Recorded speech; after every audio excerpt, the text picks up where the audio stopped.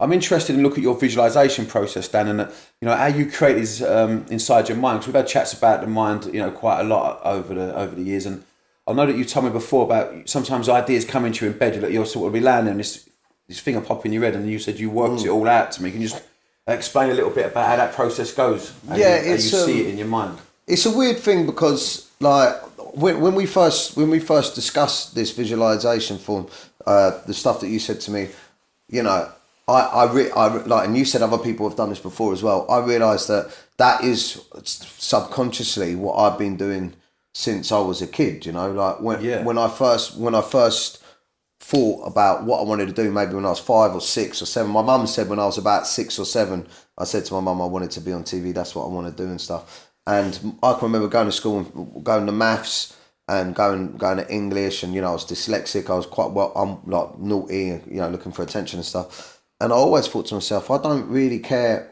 and this is no advice to anyone out there, I don't really care how well I do in my GCSEs, because I'm going to be famous. I'm going to be an actor. I'm going to be a comedian. I'm going to be on TV. I'm going to make films. Do you know what I mean? That's what I'm going to do. So I don't care. And it didn't matter. You see it. I could see it. I could visualize that's what I wanted to do.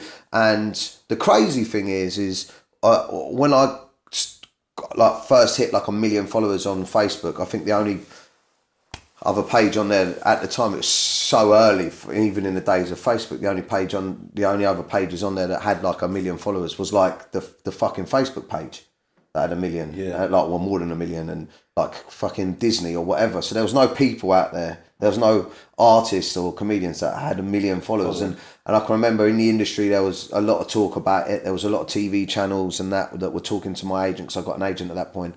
And I'd already said to my agent, I'd already said, like, it's going to be ITV2, and it's got to be a TV show about, pulling. I mean, in the long term, it didn't work out, but I can remember my agent saying to me, you're too naughty for ITV2, you won't get ITV2.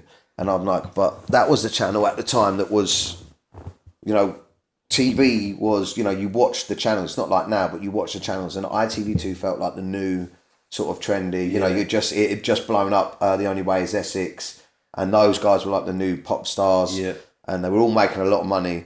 And then we got the phone call from ITV2. Do you know what I mean? And like a couple of days later, and he was like, "You won't believe it. This is amazing. This is what it is." And so that happened. I was always worried about it all messing up and fucking up. It got made twice. And it fucking happened. Do you know what I mean? So again, this is why I say people be careful what you think. If you truly understand, it's the oldest proverb of all time. What you think about, you become. It's in every deep sea scrolls. It's in every religious book.